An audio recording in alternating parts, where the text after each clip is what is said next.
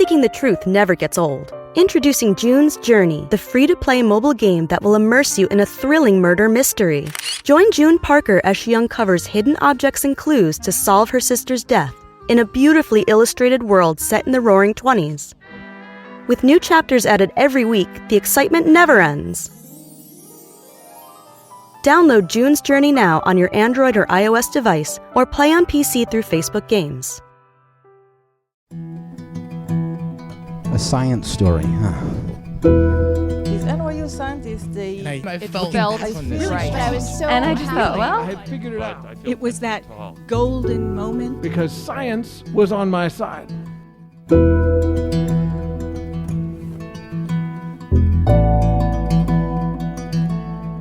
Hey everybody, welcome to the Story Collider, where we bring you true, personal stories about science.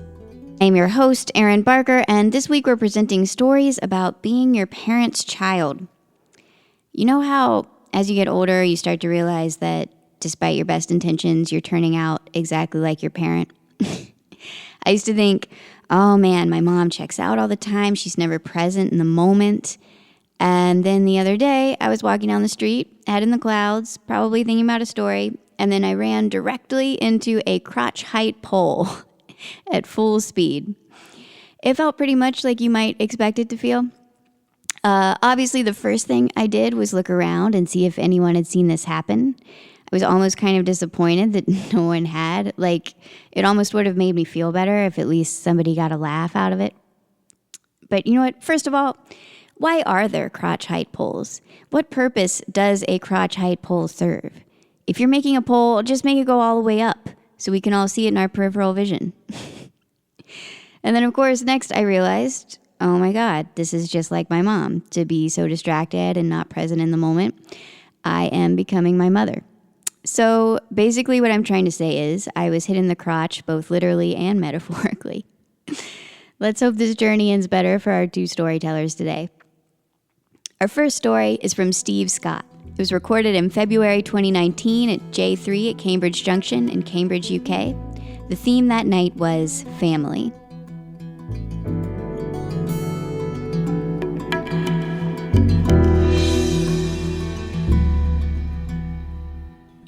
My dad and I are sat together, patiently waiting. The waiting room is busy, but there's not much chatter. It's quiet. Presumably everyone's in the same position as us, waiting to have a conversation about a potentially life-changing operation. I'm there to support my dad. We're a close family. My parents, my brother, and I all live within spitting distance of each other in Cambridge. And we're always there for each other. We support each other. We laugh together. But I'm the scientist in the family. I'm the one who's meant to know about biology and medical stuff. I've got a PhD. I used to do research into heart disease. So I'm the one that's got to help my dad in this situation. My mum and my brother are not so good in these kind of moments. They're a little bit squeamish. They don't do great in those medical dramas you see on TV. My brother in particular has got a bit of a phobia about hospitals and has a tendency to faint. So I've got to step up. So I'm happy to do that. I'm here to support my dad. So dad's got this bit of a tendency to check out during hospital appointments, medical appointments. He kind of gets a little bit overwhelmed by the situation and tends to kind of switch off a little bit, and his mind starts going. So it's useful I'm here. I can kind of take mental notes and report back afterwards. So eventually dad's name gets called and we walk our way into a grey room, a very grey room with grey walls, grey floors, a grey desk, grey chairs.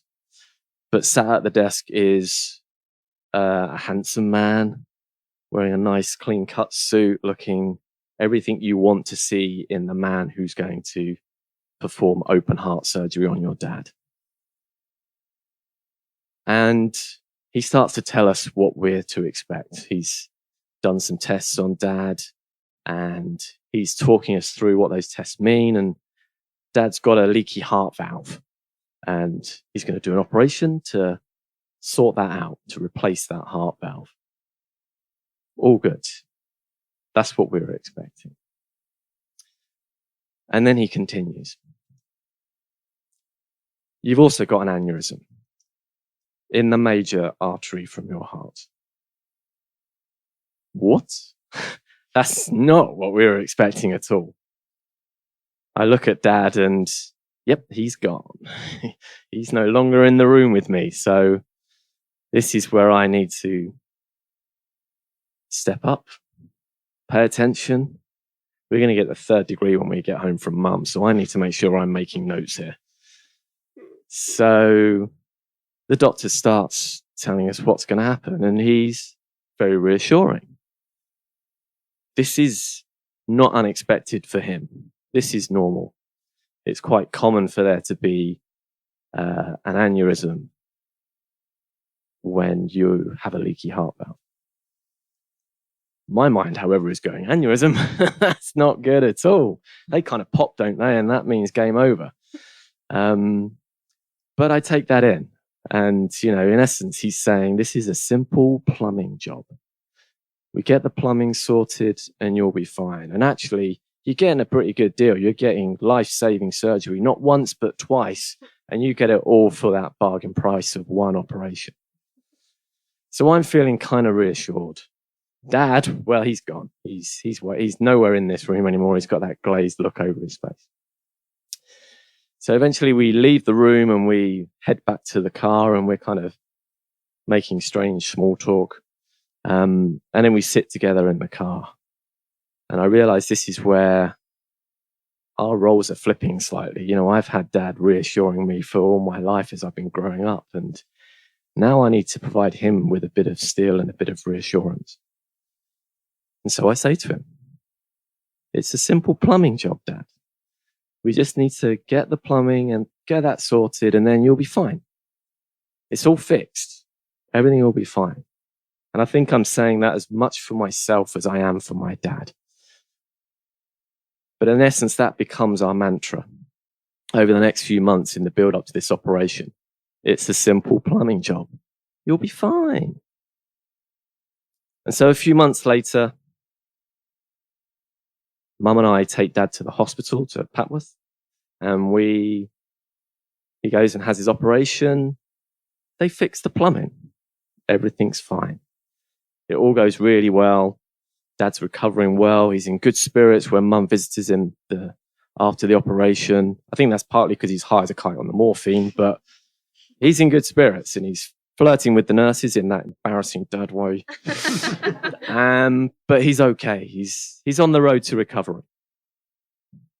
And so the following day, I'm staying with Mum, looking after her. And we get up as normal, ready for another day, preparing to go and visit Dad in hospital later on that day.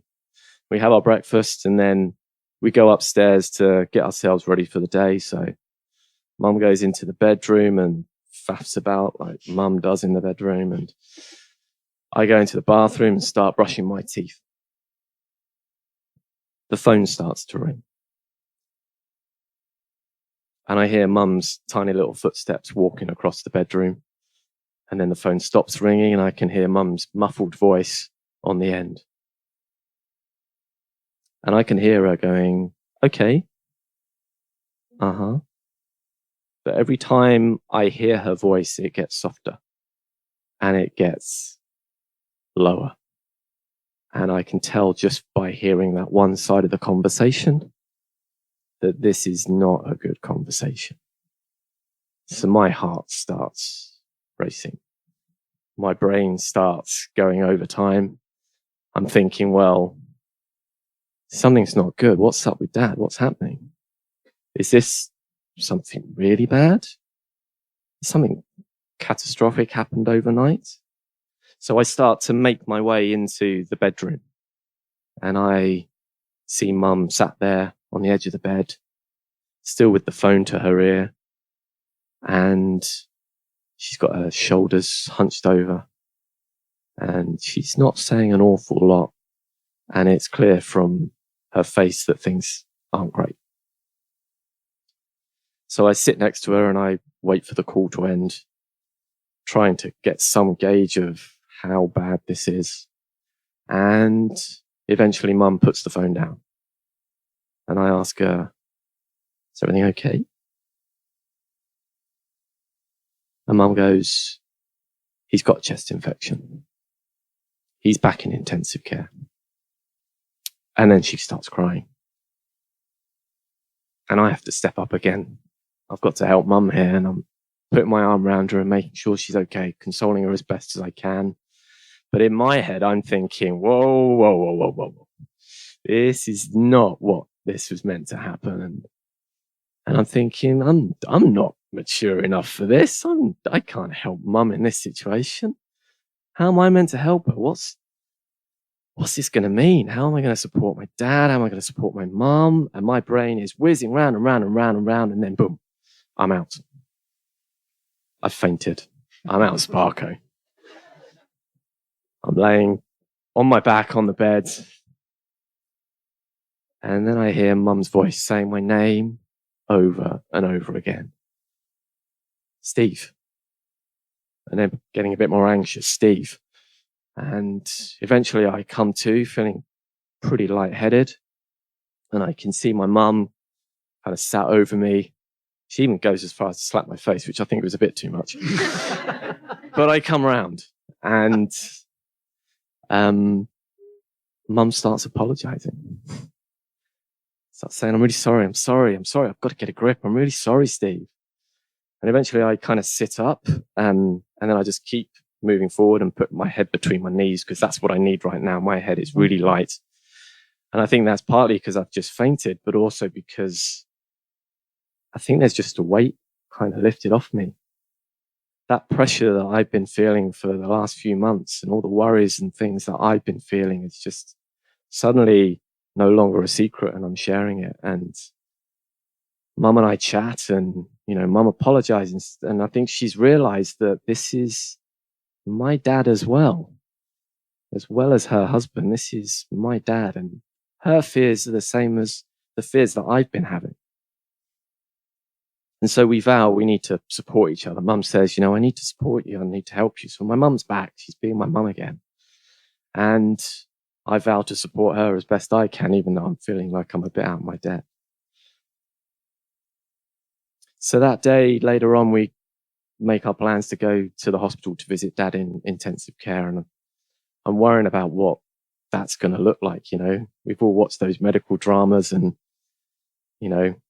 intensive care is never a great word. So I'm wondering what sort of state my dad's going to be in. And we walk through the doors and we pass people lying flat on beds with all kinds of machines connected to them and beeping and all kinds of noises. And then I look across the ward and I can see my dad. And he's sat in a chair.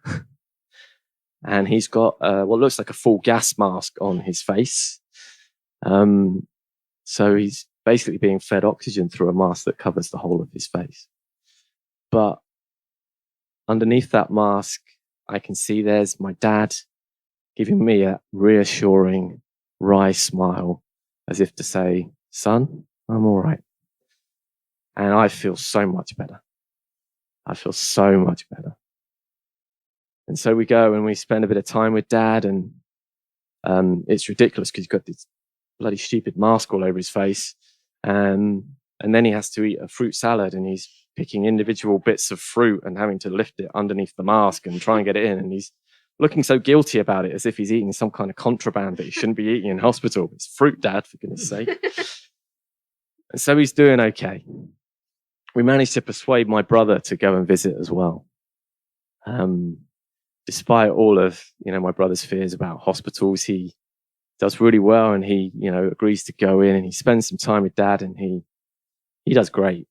And then the nurse comes and says, we need to take some of your dad's blood. And that's when my brother makes his excuses and makes a swift exit and makes his way to the door and goes flying, faints completely out of it again. And we look back at those days and we often talk about my brother fainting in ICU and we laugh at him and point at him and it's all good fun. And I don't think my brother nor my dad realized that I fainted too. It's a little secret between me and my mum and now 100 people in this room. But in essence, that day marked a real change. You know, my dad is the guy that I look up to. I aspire to be like him. And he's given me so much guidance, reassurance, support, help, love through my years growing up. He's even done a few plumbing jobs for me around the house, which is great. But now it's flipped a little bit and he's now looking for me for some guidance, reassurance and support. And that's a little bit weird, but it's fine because he's my dad.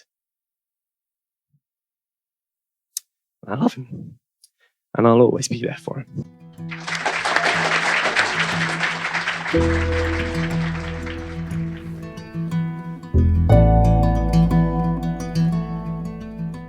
That was Steve Scott.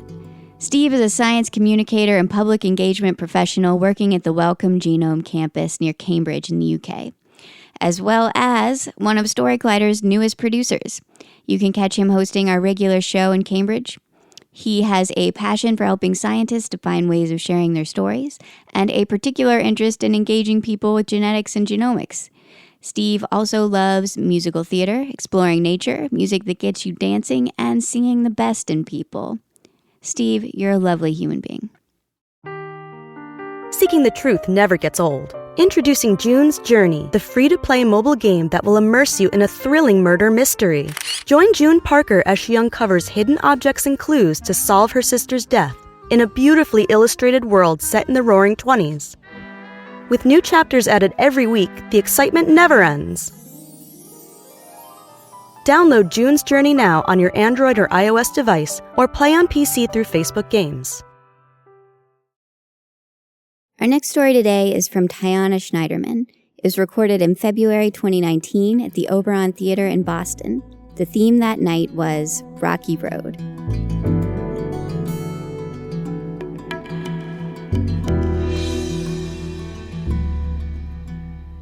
The room around me is white and shiny with chrome finishes, and there's the dull hum of scientific equipment running in the background. I'm standing on a step stool pipetting water from a glass beaker into these tiny little tubes, and the sleeves on my oversized lab coat are rolled up way too many times.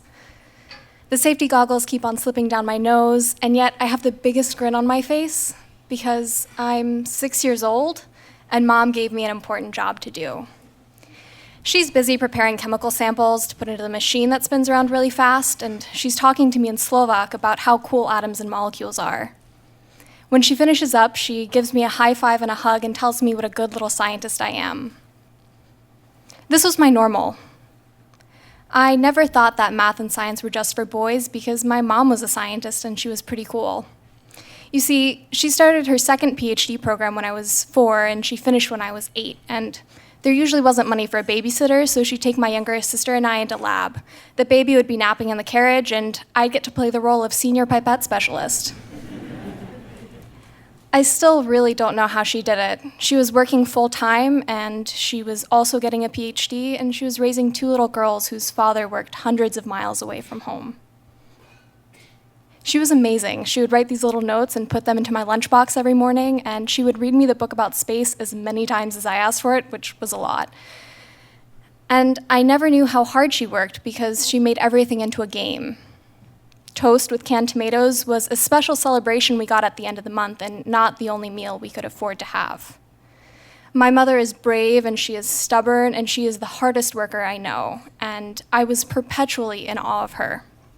All I wanted was to make her proud. So when I was little, I did everything she asked of me. I swam competitively and I played piano, and I started volunteering in a nursing home at the age of 7. And when I was in the 4th grade, I decided I would do the hardest thing I could think of doing, which was learning Chinese. So I spent every Sunday for the next 4 years in Chinese as a second language classes.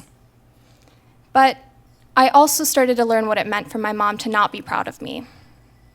When I was in the 6th grade, I overheard my parents arguing about whose fault it was that I got a B+ in math on a midterm report. At some point in time, my motivation shifted. I wanted to do more than just make my mom proud of me. You see, I hadn't realized everything she'd gone through to get to where she was. Sure, I knew that she came from Slovakia 3 years before I was born to start a PhD program, and I also knew that she left that PhD program shortly after I was born, but I didn't really know the details of the in-between. Around the age of 12, I asked her about it. My mom's first PhD advisor liked to hire Czech and Slovak students who couldn't speak English, so that way he could abuse and exploit them. When my mom got pregnant with me, the unplanned oopsie, he told her he would never grant a PhD to a mother. When it came time for her qualifying exam, the rest of her committee thought she should pass, but he stated that she didn't meet the internal standards of his research group. The 3 deans she talked to, all old white men, told her that there was nothing more they could do for her. My mom couldn't face the prospect of going back to Slovakia without a PhD, so she decided to stay in this country, something she had never planned to do. This revelation shocked me. All of a sudden, I felt responsible. I felt responsible for her delayed success, and I felt responsible for the pain that our entire family felt at being separated by an ocean.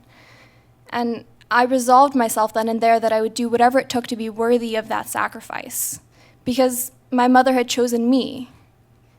She dropped out of graduate school to have me. She left her entire family and friends and country behind to have me, and I would do whatever it took to be worthy of that sacrifice and to honor her.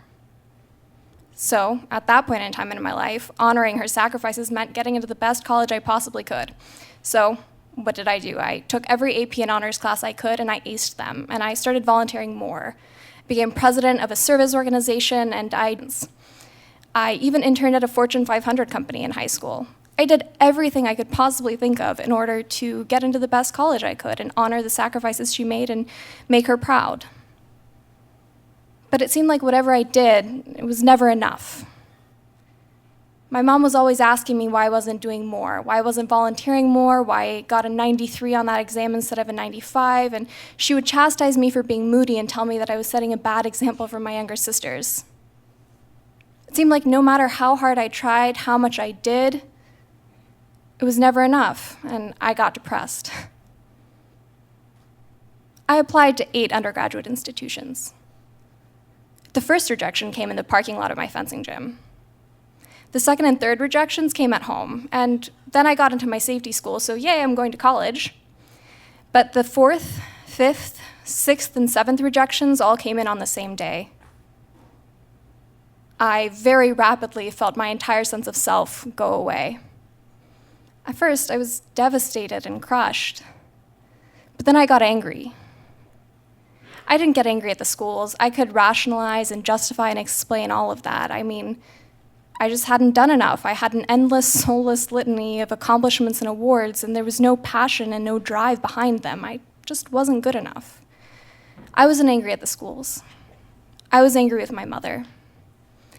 I was angry because no matter how much I had sacrificed, giving up sleep and friendships and my own sanity, no matter how much I had done, I hadn't been enough, I hadn't done enough to be worthy of the sacrifices she made. And I was angry that I felt my entire value and worth as a human being were tied up in my success as an academic. I was just very angry, and so I started doing everything I could to get back at her. So I wore black because I knew she hated black, and I wore makeup every day because I knew that that would get in her skin. And I even started dating an unkind boy who encouraged that anger and bitterness and resentment. Every time I came home from college, there was a war waged between us.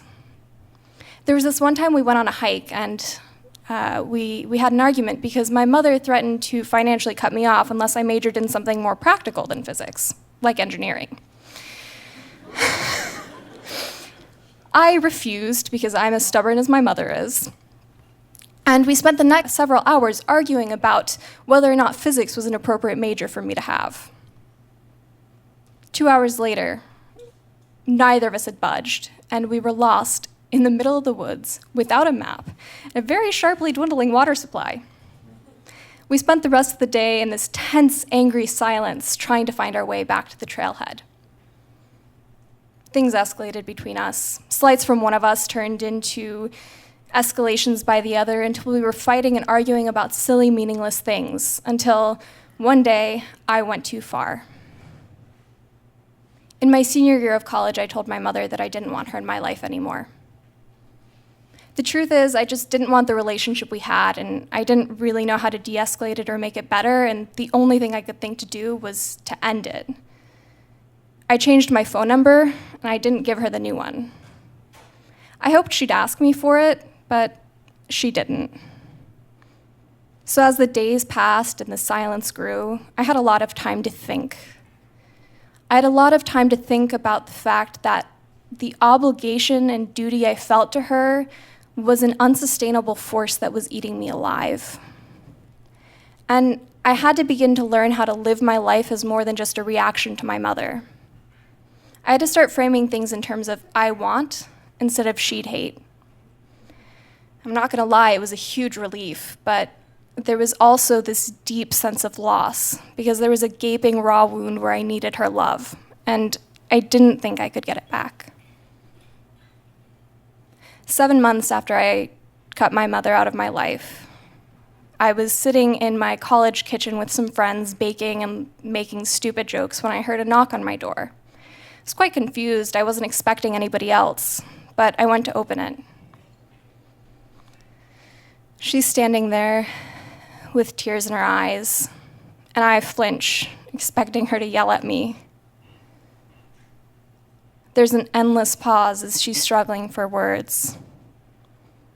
I just needed to see you, to know that you were okay. I wanted to give you a hug. In that moment, I knew that I had been enough from the beginning. Thank you.